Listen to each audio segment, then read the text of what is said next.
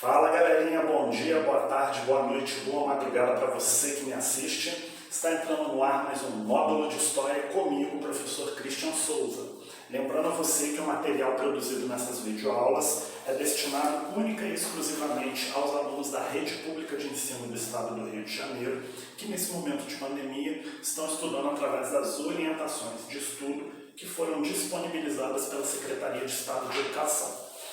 Na aula passada a gente começou a falar um pouquinho a respeito do iluminismo e eu falei aos meus alunos e a você que me assiste que eu não estaria utilizando esse material. Para isso, no caso dos meus alunos, eu já enviei o material ao qual eu estou trabalhando e você que não é meu aluno e está acompanhando as aulas, se quiser, pode clicar nesse link que está aqui embaixo e baixar esse material que a gente está acompanhando nas aulas, beleza?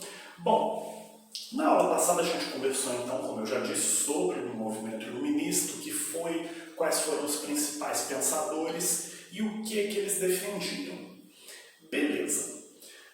Hoje a gente vai falar a respeito do despotismo esclarecido. O que foi o despotismo esclarecido? O despotismo esclarecido vai ser a resposta das monarquias absolutistas a esses filósofos iluministas, ou seja, toda ação gera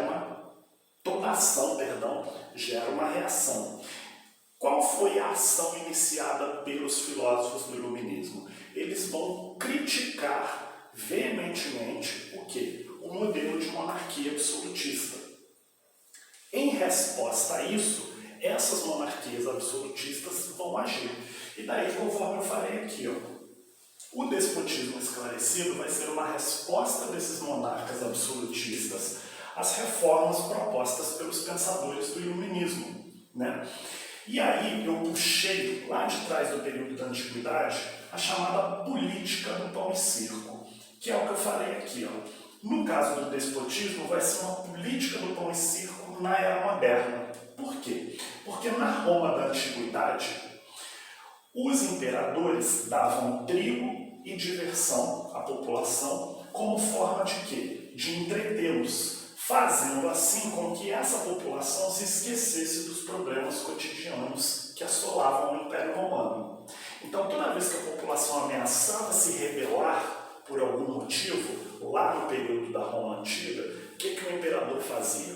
Promovia aqueles grandes festivais com gladiadores lutando contra gladiadores, gladiadores contra feras, e além dessa diversão, ele distribuía também o quê? O trigo à população, que era a base para se fazer o pão, que era um alimento comum naquela época, principalmente para as pessoas mais carentes. Daí o que acontecia? Essa população se entretia com essas benesses e esquecia dos problemas cotidianos. No caso, na era moderna, ou seja, lá no século XVIII, não vai ser muito diferente. Porém, agora, o que vai acontecer? O rei absolutista ele vai se apoderar de algumas das ideias dos iluministas, aplicando-as em seu reino, porém, ele não está em momento algum visando o bem-estar da sua população. Ele está apenas o quê? Contendo a insatisfação popular de modo a se manter no poder. Cristo, então quer dizer que ele não está fazendo isso porque ele é um rei bondoso? De maneira nenhuma. Ele só está fazendo isso porque ele está visando o quê? A sua manutenção e permanência no poder. E é sobre isso que a gente vai continuar estudando agora. E eu gostaria que vocês acompanhassem comigo na parte da apostila, onde fala sobre os déspotas esclarecidos. Com o avanço das ideias iluministas que ganhavam cada vez mais adeptos de forma a tentar impedir desordens e revoluções por parte dos setores mais descontentes da sociedade, alguns governantes europeus vão se ver obrigados a realizar reformas sociais e econômicas visando modernizar seus países, porém sem abrir mão do seu poder. Eram os chamados déspotas esclarecidos, ou seja, foi aquilo que eu falei aqui no quadro. Eles vão promover reformas não visando o bem-estar de seus súditos, da sua população, mas sim visando o quê? A sua manutenção à frente do poder político naquele determinado país, ok?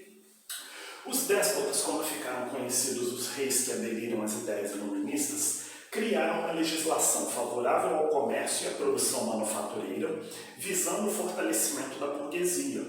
Também vão criar escolas laicas, ou seja, escolas que não eram ligadas à Igreja Católica, escolas que não tinham vínculo direto com nenhuma religião. E vão decretar a liberdade de culto religioso, de modo a reduzir os privilégios do clero católico. No entanto, essas reformas promovidas por eles vão durar apenas o período correspondente ao governo de cada um, sendo revogadas por seus sucessores quando estes então alcançavam o poder. Bom, o que ele está querendo dizer aqui com isso? As principais reformas que esses déspotas vão fazer vai estar ligada principalmente à questão da separação da igreja e do Estado. Quando ele fala, por exemplo, na criação de escolas laicas, significa o quê? Que agora o Estado político vai criar unidades de ensino que não têm vínculo com a religião. Até porque nesse período a educação ela estava diretamente ligada ao quê? À igreja. Então, com esse movimento do despotismo esclarecido, você tem essa separação e automaticamente você vai ter a criação do quê? Das chamadas escolas laicas. Esse conceito de escola pública que você utiliza nos dias de hoje, ele surge aqui do movimento iluminista na Europa. E ele vai surgir aqui no Brasil, eu vou falar dele agora, vai ser a partir de quem? Do Marquês de Pombal. Aí na outra página eu coloquei os principais déspotas esclarecidos e os seus feitos mais relevantes. Começando com o de Portugal, eu citei aqui o Marquês de Pombal, que foi ministro do rei Dom José I. O que ele vai fazer? Primeira coisa, ele vai aumentar o controle do Estado sobre a economia. Vai incentivar o comércio e as manufaturas, inclusive aqui na colônia. Vai expulsar os jesuítas de Portugal e das suas colônias, inclusive aqui do Brasil. E vai procurar desenvolver uma educação leiga sem a influência da Igreja Católica. É importante a gente citar aqui, por quê? Porque as primeiras escolas que foram criadas no Brasil colônia foram escolas dos padres jesuítas, ou seja, escolas vinculadas à ordem dos padres jesuítas que eram da Igreja Católica. Quando o Marquês de Pombal expulsa os jesuítas de Portugal e das colônias, o governo português é que vai assumir a administração dessas escolas. Por isso que eu falei mais atrás, que esse conceito de escola pública que você utiliza, ele vai ser criado aqui no Brasil justamente por esse ministro do rei de Portugal, Dom José I, o Marquês de Pombal. Ocorreu só em Portugal? Não. Na Áustria, por exemplo, a gente vai ter o José II, o rei José II. O que ele vai fazer? Ele vai estimular o desenvolvimento das manufaturas e da agricultura, vai libertar os servos de várias regiões do seu país, também vai desenvolver uma educação desvinculada da igreja, ou seja, uma educação laica, e vai taxar as propriedades dos mais ricos, no caso da nobreza e do clero de seu país. Na Prússia, a gente vai ter um outro exemplo, que foi o Frederico II. Só para quem não sabe, Prússia, após o processo de unificação, vai se tornar o que conhecemos hoje como Alemanha.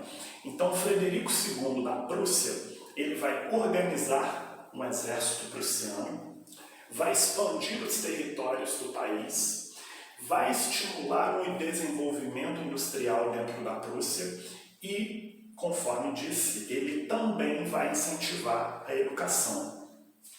Na Rússia, a gente vai ter a Catarina a Grande, que vai incentivar a cultura, promover transformações sociais baseadas nas ideias dos iluministas. E fechando aí os nossos exemplos, o Conde de Arandas, que foi ministro do rei Carlos III da Espanha. Vai promover o desenvolvimento econômico do país e vai executar reformas administrativas que vão fortalecer o poder real. Conforme eu falei no início dessa aula, em momento algum, esses reis estão criando esses benefícios para a população, visando simplesmente o bem-estar de cada um deles. Não. Eles estão promovendo essas reformas que vão diretamente beneficiar a população, visando a manutenção do seu poder político. Isso é o que interessava para eles na época. Por isso que eu fiz essa comparação aqui dos déspotas esclarecidos com a política do pão e circo lá da Roma Antiga. Por quê? Porque só mudaram os atores. Mas o objetivo final, tanto lá na Roma quanto na Era Moderna, era apenas um. O quê? A manutenção do poder político na mão daquele chefe de Estado. Beleza? Com isso, então, a gente encerra essa aula. Espero que vocês tenham gostado. Dúvidas, meus alunos sabem onde me encontrar. E é isso. Um grande abraço. Tchau.